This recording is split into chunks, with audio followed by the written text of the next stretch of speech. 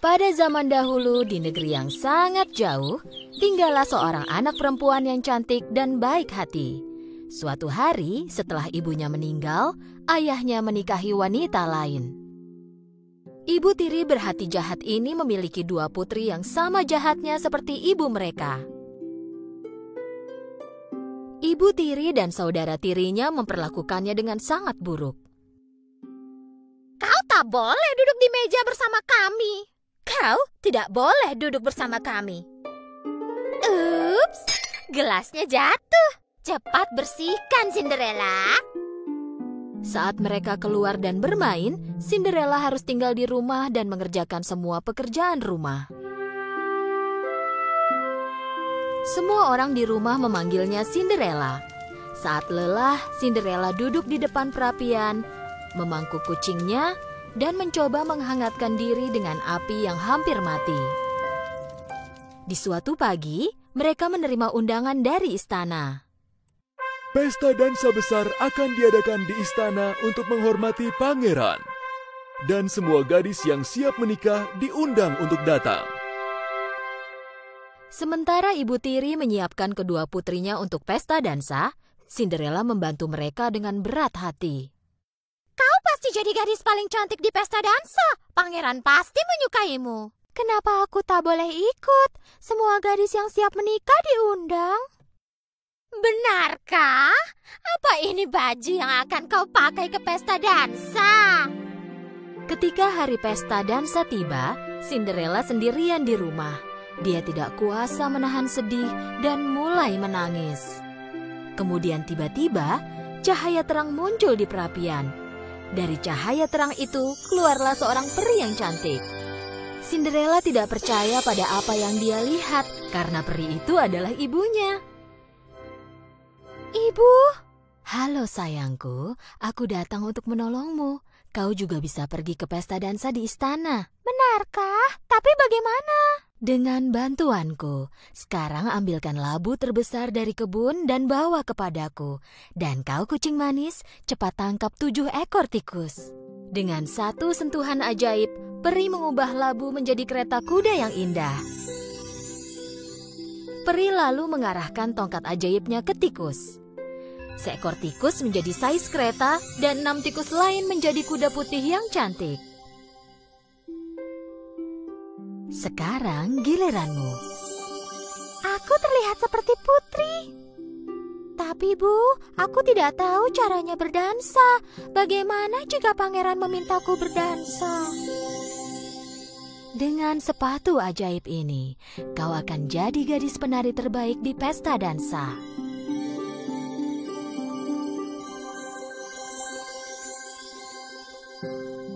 Kau harus berdansa dengan pangeran. Oh, tapi jangan lupa, keajaiban ini akan hilang tepat saat tengah malam. Kau harus meninggalkan pesta dansa sebelum jam berdentang 12 kali. Terima kasih banyak, Bu. Aku akan pulang sebelum tengah malam. Aku janji. Bu, apa aku bisa bertemu Ibu lagi? Aku selalu ada di sisimu.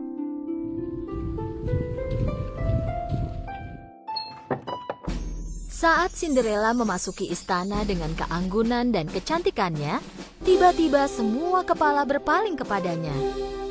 Bahkan saudara tirinya tidak mengenali dia, dan tentu saja pangeran tampan terpesona akan kecantikannya. Raja dan ratu juga sangat menyukai Cinderella. Nah, itu baru namanya seorang putri. Pangeran segera meminta Cinderella untuk berdansa bersamanya. Cinderella bisa menari dengan mudah berkat sepatu ajaibnya. Ibu tiri dan kedua saudara tirinya mengagumi kecantikan Cinderella dan cemburu akan kecantikannya. Cinderella sangat bahagia sampai tak menyadari waktu yang berlalu dengan cepat dan lupa akan janjinya pada ibunya.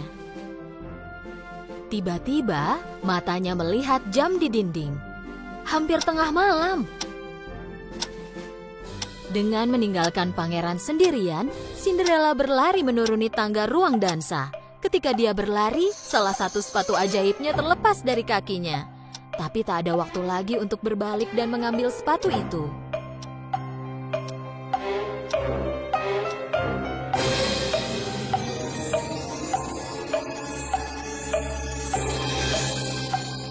Ketika mengejar Cinderella, pangeran menemukan sepatunya tergeletak di tangga.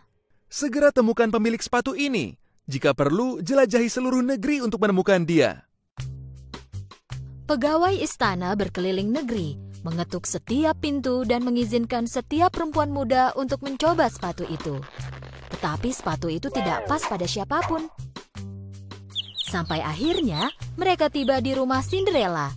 Kedua saudara tiri mencoba sepatu itu.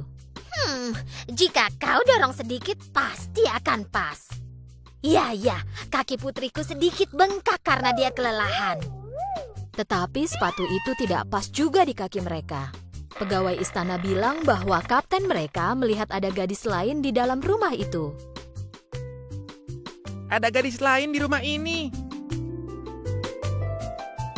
Begitu Cinderella memakai sepatu itu, pegawai istana tahu bahwa sepatu itu adalah miliknya karena sepatu itu pas sekali dengan kakinya.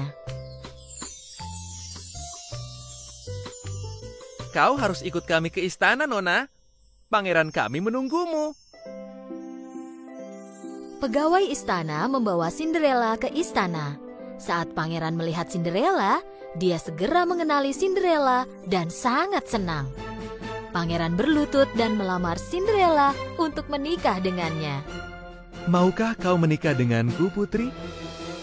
Cinderella langsung menerima lamaran pangeran dengan senang hati. Dan mereka hidup bahagia selamanya.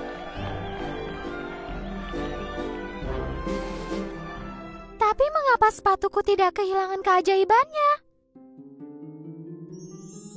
Aku selalu ada di sisimu. Tentu saja, itu semua karena kau, Ibu. Di dalam laut, ada dunia besar di tempat paling dalam yang tak diketahui manusia. Paus raksasa, lumba-lumba paling bahagia, hewan dengan semua warna pelangi. Jauh ke dalam, di mana cahaya pun tidak dapat menembusnya, di kerajaan laut dalam, manusia laut hidup damai dengan semua makhluk di laut dalam. Raja Laut tinggal di istana laut beserta ibu dan 6 putrinya dan mengatur seluruh lautan. Raja Laut sangat mencintai putri-putrinya. Ketakutan terbesarnya adalah satu hari nanti mereka dilukai oleh manusia yang hidup di atas laut. Itulah kenapa putrinya dilarang berenang ke permukaan laut sebelum mereka diberi izin. Manusia yang hidup di atas laut di daratan itu jahat. Kenapa manusia itu jahat, Ayah? Tanya Ariel, si putri duyung kecil. Karena manusia mencemari laut dan membunuh semua kehidupan di laut. Ariel sangat ingin tahu tentang kehidupan di darat, khususnya manusia. Kisah yang diceritakan kakak-kakaknya tidaklah cukup. Neneknya selalu memperingatkan dia tentang bahayanya manusia. Tapi dia hanya bisa keluar dari gerbang laut setelah dia dimahkotai dan tumbuh sebesar kakak-kakaknya.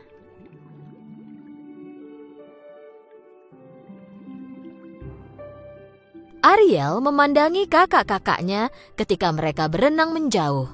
Dia berencana untuk keluar dari gerbang laut dalam. Dia mengajak temannya lumba-lumba dan pergi menemui Himrom sang paus. Karena Himrom bisa keluar dari gerbang laut dalam kapanpun dia mau. Ariel menceritakan rencananya kepada Himrom. Himrom awalnya tidak setuju karena dia terlalu takut kepada raja. Tapi dia merasa kasihan pada Ariel dan memutuskan untuk menolong. Paus biru besar dan lumba-lumba berhasil tiba di gerbang kerajaan. Melihat Himrom, penjaga segera membuka gerbang itu. Paus raksasa dan temannya lumba-lumba melewati gerbang dengan mudah. Setelah tidak terlihat lagi oleh penjaga, Himrom membuka mulut raksasanya dan membebaskan putri duyung. Ariel, si putri duyung, berenang ke permukaan laut dengan bantuan Himrom. Dia merasakan angin dan melihat langit biru untuk pertama kalinya. Menakjubkan! Kemudian Ariel mendengar suara musik. Saat mencoba mencari sumber suara itu, dia melihat sebuah kapal tak jauh dari tempatnya. Itu pertama kalinya dia melihat kapal. Itu kapal kan? Ayo kita pergi. Lumba-lumba temannya memperingatkan agar jangan pergi, tapi Ariel sudah pergi. Ariel bergerak secepat mungkin ke arah kapal. Kapal itu milik raja. Raja mengadakan pesta ulang tahun untuk putranya. Dia ingin putranya segera menikah. Itulah kenapa semua putri yang bisa menjadi calon istri pangeran diundang ke pesta itu. Dia seorang pangeran. Tapi dia manusia. Lumba-lumba mengingatkan.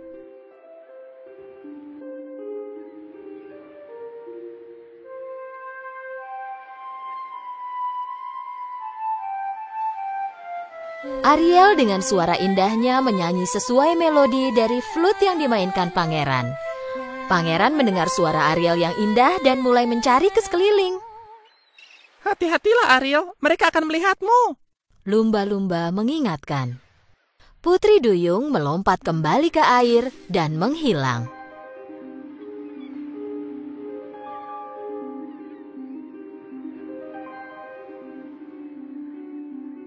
Sementara itu, di kerajaan laut dalam, penyihir laut melihat semua itu melalui bola kristalnya. Akhirnya waktunya tiba juga, putri dari Raja Laut dan manusia. Biarlah badai mengamuk, angin berhembus, dan petir menerjang semuanya. Dengan kutukan dari penyihir, ombak raksasa tiba-tiba muncul. Dan karena tak kuasa menahannya, kapal pangeran mulai terseret ke arah batu karang. Ariel sangat khawatir saat melihat kapal yang terseret badai itu. Kapalnya akan hancur dan tenggelam. Kita harus menolong mereka.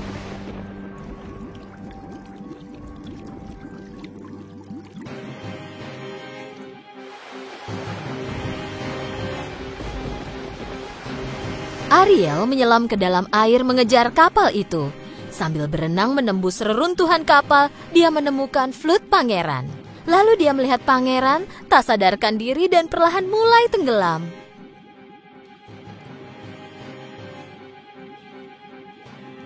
Ariel segera menarik pangeran dari air dan membawanya ke pantai. Bangunlah, kumohon bangunlah.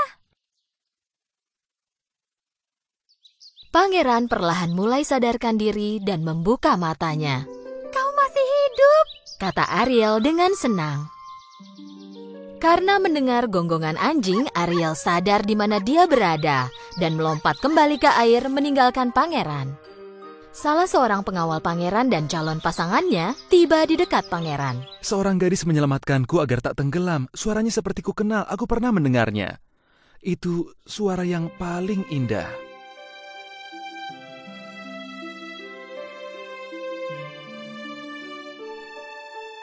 Ariel berenang kembali ke kerajaan laut dalam.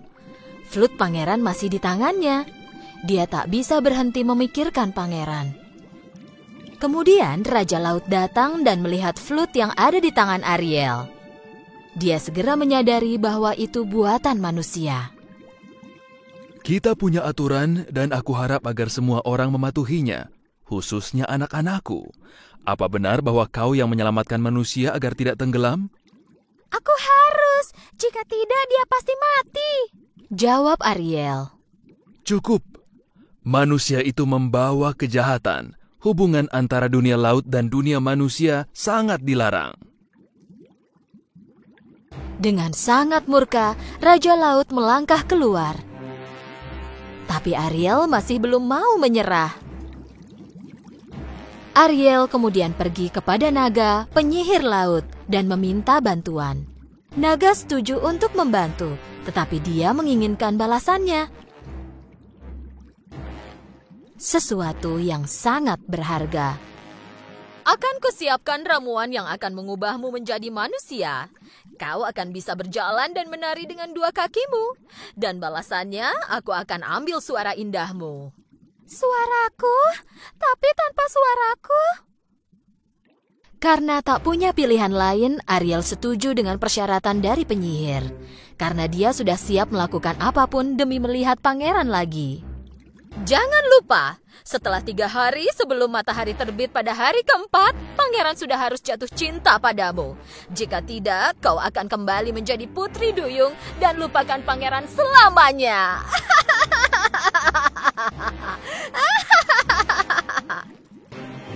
Dengan peringatan terakhir itu, Ariel meminum ramuan.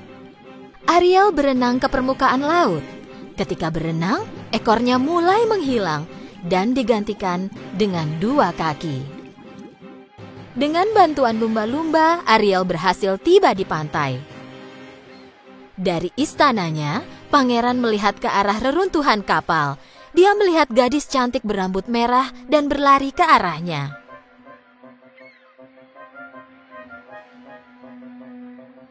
Kau, apa kita pernah bertemu sebelumnya? Ya, kita pernah bertemu. Ariel tak bisa bicara, tetapi dia menyerahkan flute pangeran.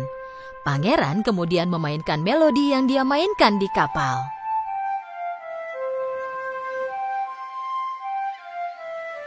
Ariel menganggukkan kepalanya memberitahu pangeran bahwa dia mengenali melodi itu. Aku melihatmu saat aku memainkan melodi ini di kapal. Aku mendengar suaramu. Lalu kau menyelamatkanku agar tak tenggelam. Aku sudah lama mencarimu. Pangeran yakin bahwa Ariel lah yang menyelamatkan dirinya. Tapi gadis yang dia tahu dulu adalah seorang putri duyung dan bersuara indah. Ariel mencoba bicara, tapi dia tidak punya suara. Kupikir kau seorang putri duyung. Pangeran mulai berpikir gadis itu sebenarnya bukan yang menyelamatkannya. Tapi dia merasa kasihan dan memutuskan untuk menolong. Pangeran membawa Ariel ke istananya. Raja memerintahkan persiapan upacara pernikahan bagi pangeran dengan seorang putri yang hadir di kapal dulu. Sementara persiapannya berlangsung, Ariel hanya bisa melihat tapi tak bisa melakukan apa-apa. Tidak mungkin dia bisa meyakinkan pangeran tanpa suaranya. Dia ingat kata-kata peringatan penyihir. Jangan lupa! Setelah 3 hari sebelum matahari terbit pada hari keempat, pangeran sudah harus jatuh cinta padamu. Jika tidak, kau akan kembali menjadi putri duyung dan lupakan pangeran selamanya. 2 hari pertama berjalan sangat cepat. Akhirnya tibalah hari ketiga. Pada hari ini, raja dan ratu akan menikahkan putra mereka dengan putri dari kerajaan tangga. Ariel yang malang, dia tak bisa menjelaskan bahwa dialah putri duyung yang dicari pangeran. Dan pangeran mulai percaya bahwa semua yang pernah dilihatnya hanyalah mimpi. Harapan Ariel hanyalah cintanya yang besar pada pangeran. Pada hari keempat, matahari akan terbit. Ariel menangis sedih. Tiba-tiba terjadi sesuatu yang tidak terduga. Kakak-kakaknya datang ke pantai diikuti oleh neneknya. Mereka hendak menolong Ariel. Cucuku sayang, kami datang untuk mematahkan kutukan naga. Ariel sangat senang, tapi tak mengerti bagaimana mereka bisa membantu dia. Dan terakhir, ayahnya, Raja Laut, muncul dari air. Hatinya tak kuasa menanggung kesedihan putrinya dan menyadari tak ada yang bisa menghalangi cinta sejati. Putriku sayang, yang kuinginkan di dunia ini hanyalah kebahagiaanmu. Pergilah kepadanya. Raja Laut mengarahkan tongkatnya ke kerang laut yang ada di tangan nenek. Tempat suara Ariel disembunyikan, dan suara Ariel keluar dari kerang itu. Suaraku. Terima kasih, Nek. Ayah, aku sangat mencintai kalian. Dengan bantuan Himrom si paus, mereka berenang ke kapal pangeran secepat mungkin.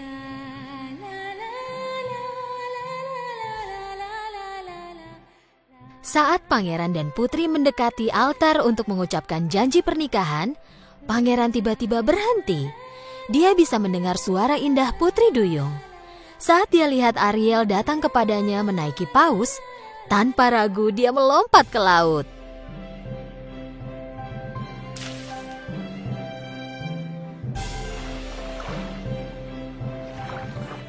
Aku tahu bahwa itu kau. Dengan bantuan keluarga dan teman-temannya, Ariel akhirnya bersatu lagi dengan suaranya dan pangeran. Tapi dia tak lagi menjadi putri duyung. Dia akan melanjutkan hidupnya sebagai manusia.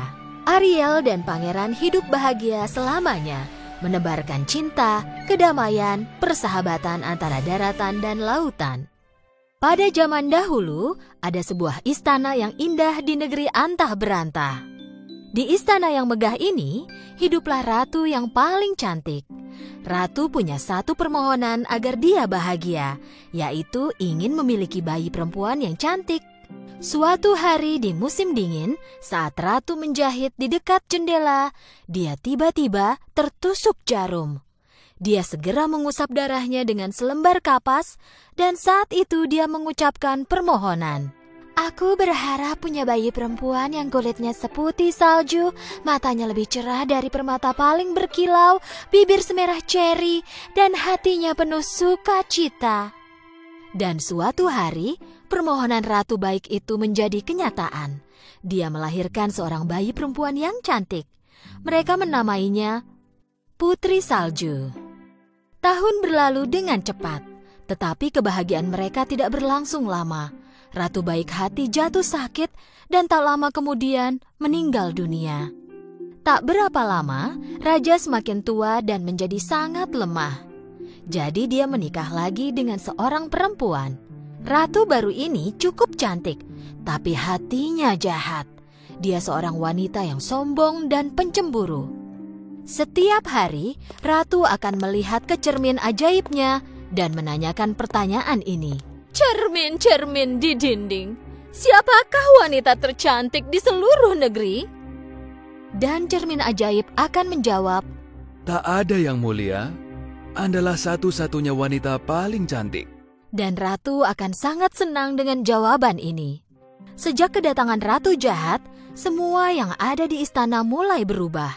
Karena perbuatan jahatnya, kerajaan menghadapi banyak sekali masalah. Jadi untuk mengatasi masalah itu, raja harus pergi dari istana. Ratu jahat sangat senang karena kini raja pergi, dia bisa melakukan semua sesuka hatinya. Tahun berlalu dengan cepat dan Putri Salju tumbuh menjadi gadis yang cantik. Di tempat yang tak terlalu jauh, seorang pangeran tiba-tiba melihat bayangan Putri Salju di sungai tempat dia minum air. Dia segera melihat sekeliling, tetapi tidak melihat seorang pun selain burung-burung di atas kepalanya. Pada suatu hari, ratu berada di depan cermin ajaibnya lagi. Cermin-cermin di dinding, siapakah yang tercantik di seluruh negeri? Cermin menjawab, Begini, maaf, tapi bukan Anda ya ratuku. Putri Saljulah wanita tercantik. Ratu sangat marah ketika mendengar jawaban cermin ajaib. Dia segera memanggil pemburu favoritnya dan memberi perintah yang menakutkan. Bawalah Putri Salju ke hutan dan ambil jantungnya untukku.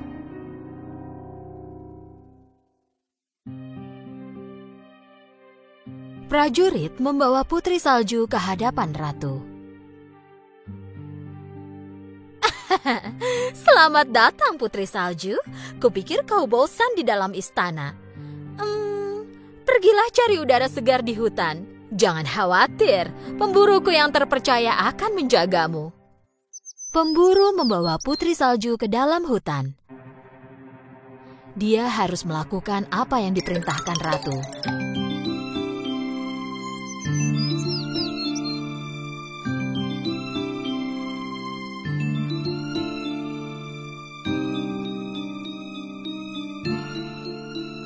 Tapi melihat Putri Salju yang berhati murni dan baik itu, pemburu tidak dapat melukainya.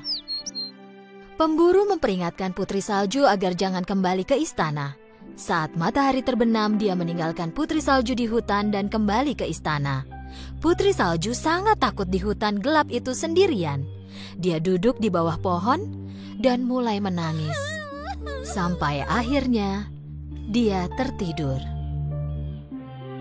Di pagi harinya, Putri Salju terbangun oleh kicauan burung dan banyak sahabat hewan kecil yang mengelilinginya. Karena hewan-hewan ini tahu dan mencintai Putri Salju, mereka menunjukkan jalan padanya. Mereka membawa Putri Salju ke rumah mereka yang juga sekecil tubuh mereka. Dengan ragu, Putri Salju membuka pintu. Semua yang ada di dalam rumah itu berukuran sangat kecil dan berantakan. Putri Salju tak bisa menebak siapa pemilik rumah itu, tapi dia tak punya tempat tujuan lain. Jadi dia memutuskan untuk bersih-bersih.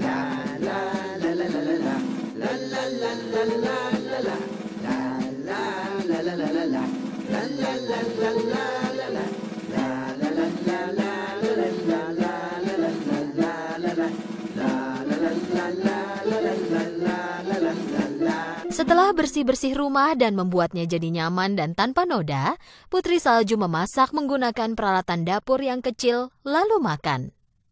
Di rumah ini, sama seperti barang lainnya, tempat tidurnya juga berukuran kecil. Tapi Putri Salju sangat lelah. Dia hampir tertidur di tempat dia berbaring. Dia pikir tak akan ada bahaya yang menimpanya di tempat ini, lalu jatuh tertidur pada beberapa tempat tidur yang digabungkan. Di malam hari, 7 kurcaci yang merupakan pemilik rumah cantik itu pulang ke rumah setelah bekerja di pertambangan. Dan saat masuk, mereka sangat terkejut. Rumah bersih dan tercium aroma makanan lezat. Dopi ingin makan sup, tapi karena kecerobohannya, dia menumpahkannya di lantai. Dok mencoba memikirkan apa yang terjadi. Ada sesuatu yang mencurigakan dengan ini semua. Siapa yang melakukannya? Jika aku bisa tidur, aku yakin aku pasti tahu jawabannya, kata Sleepy sambil menguap. Ketujuh kurcaci pelan-pelan naik ke atas. Saat mereka masuk ke kamar, mereka tak percaya pada apa yang mereka lihat. Di atas tempat tidur mungil mereka, terbaring seorang gadis yang sangat cantik. Mendengar suara-suara, Putri Salju terlonjak ketakutan dari tidurnya dan melihat 14 mata dari 7 kurcaci menatap ke arahnya.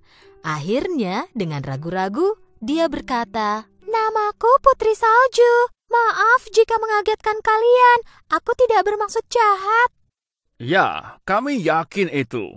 Jika tidak, kau tak akan membersihkan rumah dan memasak untuk kami, jawab Dok. Lalu memperkenalkan diri mereka. Kami ini 7 kurcaci.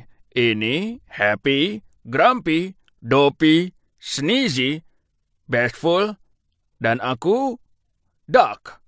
Dan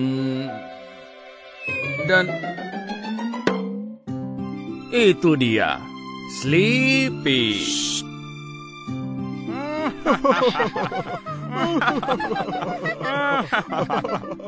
Putri Salju senang sekali karena punya 7 orang teman lagi yang menyenangkan. Ia bercerita tentang semua yang telah terjadi. Ketujuh kurcaci sangat sedih mendengar semuanya. Mereka meminta Putri Salju tinggal bersama mereka.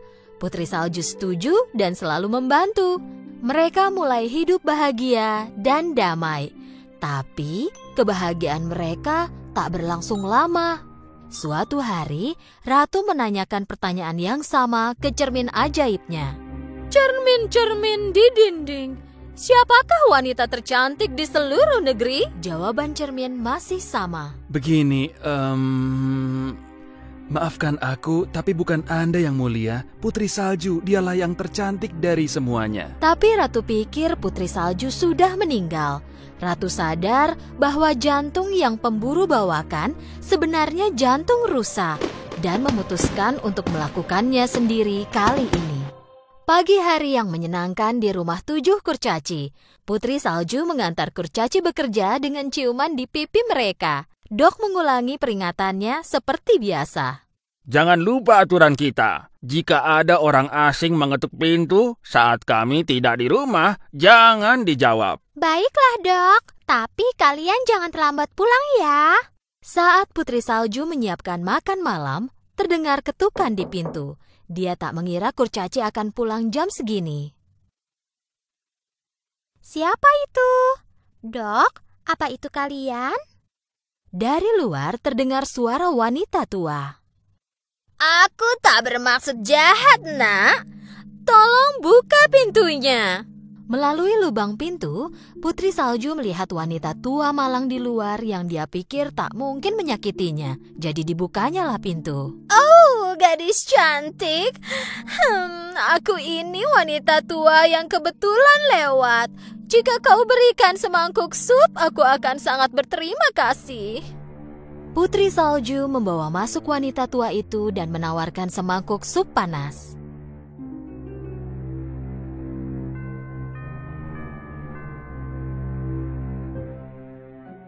Terima kasih, sayang.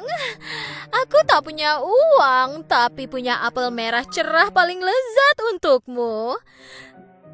Satu gigitan akan terasa seperti surga. Putri Salju menggigit apel itu karena penasaran. Dan setelah digigitnya, dia pingsan dan jatuh di lantai.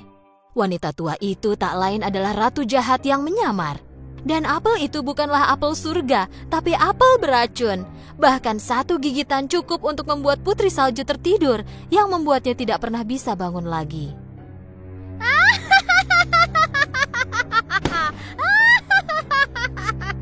Ketika 7 kurcaci pulang, mereka menemukan Putri Salju terbaring di lantai. Dok menemukan apel dengan bekas gigitan. Apel yang dia makan ini pasti beracun. Ini pasti perbuatan ratu jahat. Putri Salju sangat cantik meski tertidur. Kurcaci menaruhnya di dalam kotak kaca yang terbuat dari permata mulia, dan mereka menaruhnya di atas bukit di mana semua temannya di hutan bisa melihatnya. Suatu hari pangeran datang ke hutan itu tempat Putri Salju tertidur.